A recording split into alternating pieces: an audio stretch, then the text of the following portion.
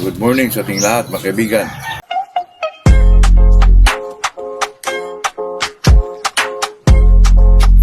Andito na naman tayo sa ating usapang magmamano po. Bago tayo mag-umpisa, mga kaibigan, ay shoutout muna tayo kay Adrian Torres. At saka ito si Mark Humawan po. Ayun lang, mga kaibigan. Balik lang tayo sa pinag-usapan natin kahapon po. Baka yung sinasabi yung kaibigan natin na walang pure, baka sinasabi niya, baka ang ibig sabihin niya, mga kaibigan, ay walang pure na manok. Totoo yan, mga kaibigan, talagang walang pure na manok po. Kapag sinasabi, mga kaibigan, na walang pure na linyada, mayroon po. Kasi yung linyada, mga kaibigan, bloodline ay ginagawa yun sa isang breeder na compose of many bloodlines. Kaya pinangalanan niya sa pangalan na yun as a bloodline kasi ginawa niya yun, mga kaibigan. Mayroong tinatawag na strain po. Yan po ay ang bloodline talaga, mga kaibigan, na ginagawa ni isang breeder. Mayroong pure, mga kaibigan. Depende na lang yun sa nakakuha kung i-maintain ba niya yung yung structure na yun as a bloodline. Kung mga kaibigan, kasi iba-iba kasi yung mga tao na paniniwala, kahit mga breeder, iba-iba yung mga kaalaman nila po. Kung sa akin, mga kaibigan, kung yung bloodline na nakuha mo, talagang mga kaibigan, sikapin natin na mabuo siya, remain na ganun pa rin po hanggang maabot pa ng ilang taon. Ganun gusto ko po, mga kaibigan, na ma-preserve talaga yung bloodline na yun. At example lang, mga kaibigan, itong mga sweaters na hawak natin, gusto ko, mga kaibigan, na ma-preserve talaga for how many years, kung ano talaga mangyari sa kanila po. Kung tingnan natin kung ganun pa din ba, mga kaibigan, pag medyo malabnaw na yung mga palo nila o nag-iba na po, talagang iba, wala na mga palo, doon na po pumapasok yung mga kaibigan, yung pasukan mo sa kung ano man yung ginagawa as a bloodline.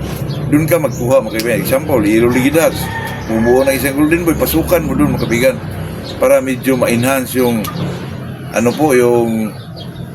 yung tinatawag nila, mga kaibigan, na yung genes ng isang manok po, para ma-maintain yun as a bloodline. Doon ka kumukuha, mga kaibigan, sa bubuo sa kanila, isa sa binubuo ng isang bloodline po, katulad ng Iruligidas or puso man, ganun. Doon ka magkuha, mga kaibigan, i-cross mo doon. Lahat na lumalabas yun, mga kaibigan, ito talagang mag-level up po, mag-iba, mga kaibigan, bumabalik sa dating pagkasila po. Yun lang talaga, mga kaibigan. Yun lang ang aking ipaintindi sa ating mga kaibigan, na ganun talaga yung mag-breed tayo, mga kaibigan. Kailangan din natin na pag-isipan natin ng mabuti, mga kaibigan.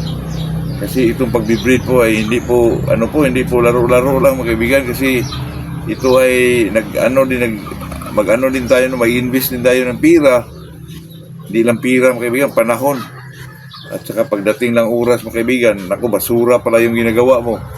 Nakakalungkot po. Kaya sa atin dito, mga kaibigan, bilang isang magmamano, ako naman dito, mga kaibigan, ay nagsalita lang ako dito. Depende lang sa inyo kung sundin o hindi sundin. Pero may mga hints na kayo, mga kaibigan, or talagang mayroon na kayong guide or ba talaga. Sa akin naman ay hindi naman ako nagmamagaling dito, mga kaibigan. Ito lang sa atin ay yung mga ginagawa lang natin dito po. Ay kasi may nag-comment sa atin na kahapon, mga kaibigan, na paano daw natin malaman na isang manok ay may mga superb na cutting, maganda ang cutting ng isang manok po. Sa tingin lang daw, mga kaibigan, paano daw natin siya sa akin naman dyan, mga kaibigan, dyan na rin pumapasok yung mga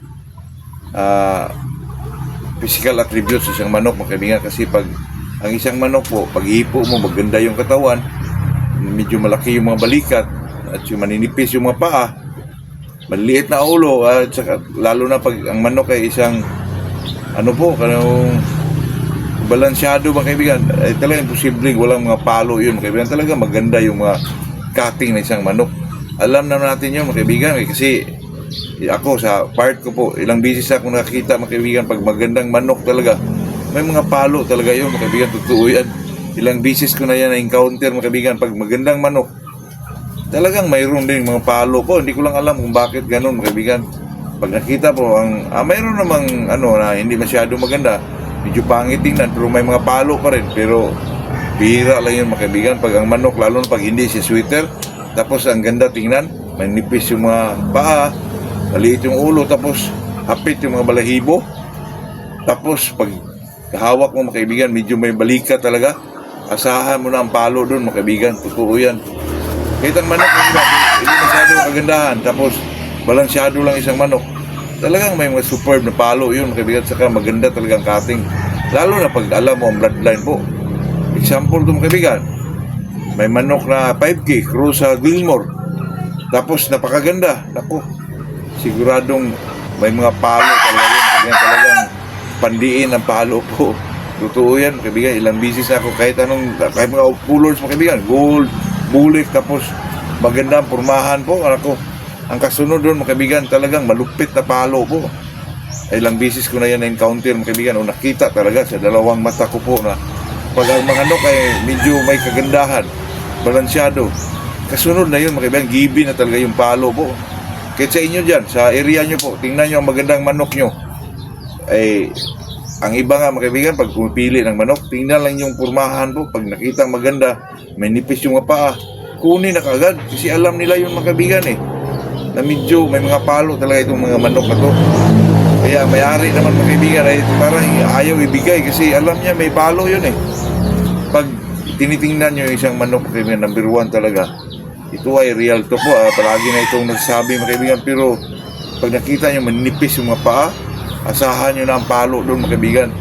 Maghanap kayo. Mga rounded, mayroon namang hindi maninipis. Pero mayroon mga palo pa rin po. Pero kadalasan talaga mga kaibigan pag maninipis yung mga paa po, asahan nyo na mga palo doon mga kaibigan. Kasi dati mga kaibigan, doon pa kami doon sa lugar namin sa Mindanao. Sa medyo bukid yun. Mga Bisayang manok mga kaibigan. May nakita akong bulik po kasi pag Bisaya talaga, hindi mawala yung bulik mga kaibigan. Bisaya talaga yan. Bisaya na manok talaga yan mga kaibigan. Yung makulay na ganyan po. Nakita ko dun sa bukid mga kaibigan. May manok akong parang lambuhon mga kaibigan. Na parang puti siya na may mga itong itim na ano po. Initsahan ko yun mga kaibigan. Grabe pumapalo mga kaibigan. Gusto ko kunin yung bulik na yun. Kahit Bisaya pero grabe pumapalo po. Totoo yan mga kaibigan. Pag maninipis talaga yung mga paa ng isang manok, asahan mo na ang tinatawag nilang relentless na palo po. Talagang may pandiin mga kaibigan. Palong may galit talaga po. Totoo yan. Experience inyo din yan mga kaibigan. Kasi alam ko pag isang magmamanok po, alam na lahat yan mga kaibigan na pag medyo maninipis yung mga paa, asahan nyo na ang malupit na palo dyan po. Kahit hindi mo na tingnan yung pumahan mga kaibigan. Ilang bisis ako nakita dyan mga kaibigan. Ang purma niya talagang walang purmado. Hindi siya balansyado. Pangit tingnan na manok. Pero pag tinitingnan nyo maninipis yung mga paa po, nako, asahan nyo na mga kaibigan. Ilang bisis ko na rin yan na-encounter po na. Pero hindi naman lahat. Pero kadalasan mga kaibigan, karamihan po kasi maninipis yung mga paa. Nako, may mga palo talaga yun mga kaibigan. Ito naman sa atin mga kaibigan. Tulad nito, Shilton Roundhead. Medyo malaking manok siya mga kaibigan. Hindi naman siya masyado manipis yung paa. Pero may mga palo din po. Totoo yan mga kaibigan. Kaya itong Shilton, pag madibilop ito, pagkatapos itong magkasta, alagaan ko ito mga kaibigan para medyo bumalik yung katawan niya. Kasi iba kasi yung nagkasta yung manok. Medyo talaga pumapayat yung isang manok. Kaya sa ano ito ilaban ko ito mga kaibigan. Kasi ang galing po. Sayang ilaban kasi mahal. Pero gusto kong itisting talaga mga kaibigan pagkatapos nitong magpakasta tayo. Kasi gusto kong may ano talaga, agi talaga mga kaibigan ba. Kahit puro yan, okay lang yun mga kaibigan kasi magkuha naman tayo ng anak nito. Yung talagang mas maganda pa ang purma sa kanya po. Gusto ko ilaban ito mga kaibigan kasi para talaga maintain mo yung ano nila ba. Pag manalo siya talaga gamitin mong bugkak po. Kung hindi naman, doon ka sa mga anak magkuha mga kaibigan. Sabihin na naman na Diyos, ginagamit ang bugkak. Ginagamit na talo yung ama. Ako, hindi ako dyan mga kaibigan kasi ilang bisis ako dyan mga kaibigan na, pero hindi rin ako maggamit ng bugkak na medyo natalo. Katulad ng kaibigan ko dyan na nag-breed siya mga kaibigan. Ang binibreed niya po ay bihag mga kaibigan. Yung nabihag niya dati at saka nanalo ng isang bisis mga kaibigan. Yung manok na yun mga kaibigan ay nabihag po, tawag yung Bisaya po dito natalo. medyo nakuha niya mga kaibigan, inalagaan niya. Kasi ang galing na manok din, pero medyo tumatakbo lang kasi bata pa. Ginawa niyang broodcock mga kaibigan. So, sa mga anak mga kaibigan, nananalo po lahat mo. Totoo yan, halos tanan mga kaibigan. Siguro mga 80% siguro mga kaibigan. Pero galing sa talo yung manok na yun ha. Totoo yan mga kaibigan. Pero pagdating ng mga ilang taon, maabot ng mga 4 na taon, nilaban niya po, nanalo na naman mga kaibigan. Totoo yan. Hanggat ngayon mga kaibigan, nandyan pa ang manok, 8 years old na. 3 panalo. So galing sa talo po. Totoo yan. Galing sa talo.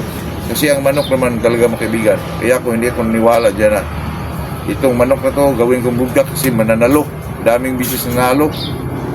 Ako sa akin mga kaibigan, pag ang kita ko sa isang manok, pagganda ang cutting niya, pwede mo yan pwede nyo yan i-broodcock. Kahit walang bloodline yan, basta panglabanan talaga. Kasi mga kaibigan, ito kasing manok, kahit walang bloodline yan, tapos ang galing, grabe mag-cut, nako, pwede mo i-broodcock yan mga kaibigan. Depende na lang siguro pag ikaw ay commercial breeder. Parang mahirap yun kasi lalo na ngayon, halos lahat po maghanap na ng isang bloodline po. Anong bloodline yan? Lalo na sa mga medyo mga teenager ngayon mga kaibigan, mga bata pa nagmamanok na. Asahan mo na yung mga kaibigan, talagang tanungin kung anong bloodline po. Kasi through social media po maka-acquire ka na ng mga may bloodline talaga, basta may pira ka lang. May pira kang 15,000. 20,000 ang maganda ng manok mo yan dyan mga kaibigan. Makita mo yan yung mga iba-ibang channel sa YouTube. Nako, talagang makakuha ka ng magandang manok. Kahit may mga 15,000 ka lang, ay may broodcock ka ng maganda mga kaibigan. Kaya sa atin naman dyan, kahit may bloodline yan o wala, kung talagang panlaban lang ang manok mo, pwede yung gamitin walang bloodline mga kaibigan. Basta kasi alam naman natin ang lahat ng manok ngayon mga kaibigan ay may nakapasok na lang. Hindi lang alam kung kasi ilang bisis na na-cross mo. Kaya hindi na alam ang bloodline, pero galing yan sa mga matitinding bloodline din siguro. Kasi di mo lang alam kung ilang bisis na na-cross. Kung pag masyadong magaling isang manok, magaling mag-cut, why not mga kaibigan? Pwede natin i-broodcock yan. Pero pag commercial breeder tayo, may hurapan tayo dyan kasi pag itanungin tayo, ay nga pangalanan mo sa apelido mo or pangalanan mo ba na Wael na bloodline? Depende na kasi yun, lalo na ngayon mga kaibigan, nowadays. Mga bata ngayon mga kaibigan ay talagang naghanap na po ng bloodline ng isang manok po. At sa tingin ko mga kaibigan, yung mga medyo kilalang manok na dali lang mabinta, tulad ng mga SBR, yung mga sweeter, yung mga limon ngayon, grabe na po, talagang sumisikat na ulit mga kaibigan. Yung mga gal, yung mga claret, mga old line yan mga kaibigan pero ngayon, ako, parang bumabalik na sila mga kaibigan. Yung limon ni Montero, dati yung limon mga kaibigan talagang medium station lang, pero ngayon, medyo nagtataasan na sila po. Depende kasi yun mga kaibigan. At saka mga limon dati mga kaibigan ay sa single stroker lang talaga. Pero ngayon, piti-piti na mga palo mga kaibigan. Nakita ko yung limon ni Montero, iba na ang palo. So magkuha ka ng mga limon talaga na mga medyo single stroker at saka magaling. Kailan sipo? Yung mga big time na kaibigan na matagal na naghahawak ng limon. Maganda talaga yung kay Lancy, pero kaso lang kaibigan, 100,000. Saan tayo maghanap doon mga kaibigan? Pero meron namang mga iba dyan na medyo mura-mura lang, mga 20,000, 15,000. Kasi ganyan na talaga ngayon ang mga presyuhan po. Sa atin dito mga kaibigan, gilid boys na tayo. Talagang kaintindi tayo dyan. Pinakamura siguro tayo sa mga kaibigan. 10K lang, nako. Wala ka nang hanapin dyan mga kaibigan. Kahit saan ka magpahulugan. 25, 20. Ako nga, dati, siguro mga 1 year ago na siguro yung mga kaibigan, naghanap ako ng mga yung gusto ko maghanap ng yung golden boy na babae na pang-cross.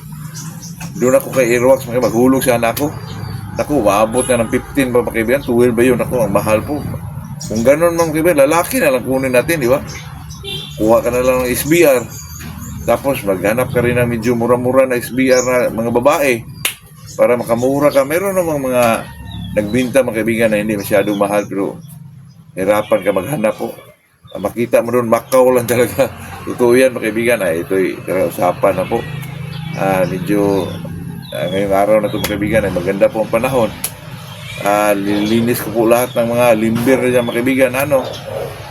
Nako, nag-ano ako doon sa Shilton kanina mga kaibigan kasi inaano ko yung pinapalo mga kaibigan. Siguro nagulat siya ba? Medyo nagulat din ako po. Parang mamalo pala ito.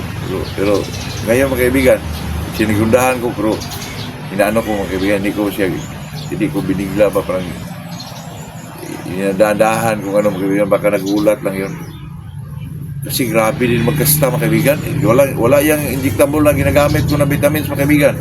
Ano lang, yun lang mga vitamin pro po. Pero grabe kung magkasta, para ding golden boy po. Kaya automatic ngayon mga kaibigan, yung mga anak nito ganito rin. Natsambahan na siguro ito mga kaibigan, kasi pag ako mga kaibigan magpili ako ng isang budkak, yun talagang i-try nyo mga kaibigan, yung mga ano nyo, pag gano'n mga kaibigan, yung magkasta ng isang manok, tapos pag ano lang kayo ng kahit 20 minutes, pag magkasta yan mga kaibigan, magandang manok yan mga kaibigan, producer talaga yan. Kaya ako yung nung golden boy na nabinta ko dun sa Benguet, grabe yun mga kaibigan.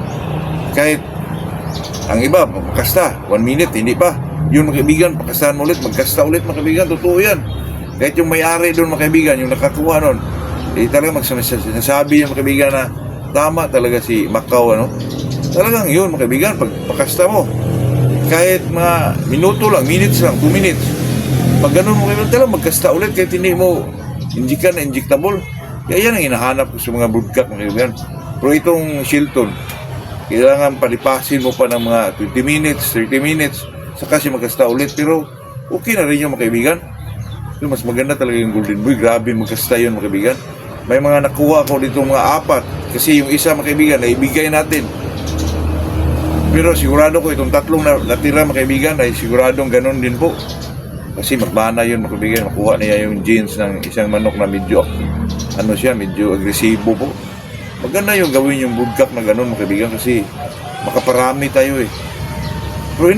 Pero pag may ganun ka, huwag mo naman isagad po, kasi baka wala ng similya mga kaibigan. Napakaganda, 30 minutes siguro mga kaibigan, pwede na yun. Ngayon, itong yung Shilton, iba talaga yung golden boy kung magkasta po. Yung Shilton mga kaibigan, paano ko pa ng 30 minutes eh. Pero wala ding injectable na ginagamit ko dito, yung lang, painom lang ng tubig, yung vitamin pro lang po.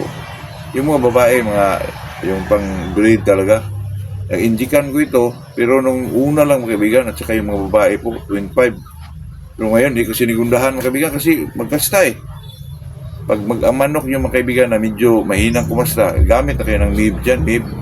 Kasi yun ay pang-pa-enhance ng testosterone level ng isang manok eh.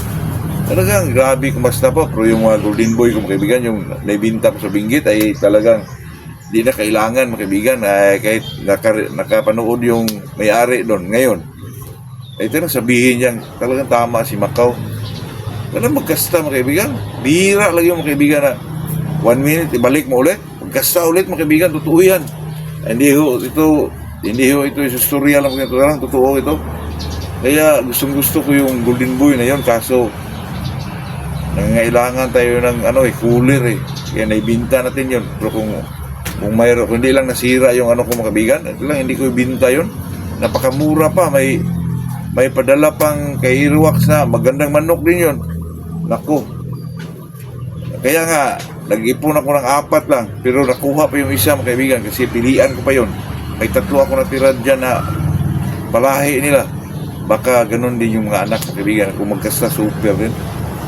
3 yan, pilian ko pa yan, kasi itong 3 natira mga kaibigan, 5 sana ito, pero yung isa mga kaibigan, merong yung luha-luha ba mga kaibigan, medyo natamaan siya ng luha-luha na medyo parang papuntang mabulag. Pero baka maanuhan pa yan, baka medyohan pa yan, kasi ayun, medyo bumuka na eh. Nilagyan ko po ng titwis may bandit na powder yung mata niya mga kaibigan, luluha-luha na, grabe na. Medyo na siya mga kaibigan, pero medyo parang nagamot po, pero parang bumuka na yung mata niya.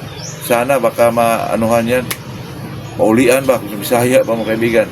Kasi maganda kasi yung pares ng Irwax at saka yung sarid mga kaibigan, kasi yung Irwax naman alam naman natin na EEG yun. Maganda yung mga palahi nila. Doon lumalabas yung mga talaga dito mga kaibigan, ang ganda po. Yan, natira natin dyan 4, pero yung isa medyo alanganin pa kasi may siya sa mata po. Pero yun, ang itira natin. Pwede naman natin gawing budka kahit bulag yung isang mata po. Basta magandang manok lang. Kaya yun po mga kaibigan, yun lang ating may share sa araw na to. Bilang isang magmamanok po, basta pag magbe-breed kayo mga kaibigan, ay talaga pag-isipan natin yun kasi sayang yung pira po. Kasi mahal na yung patuka ngayon. Tsaka mag-immunize pa tayo, mahal din. Yung yung mga kaibigan, yung tinatawag nila lasuta, 500 na. Kahit yung mga tinatawag nila, kasi sabi nung tindira ng mga kaibigan, wala na silang lasuta, na daw.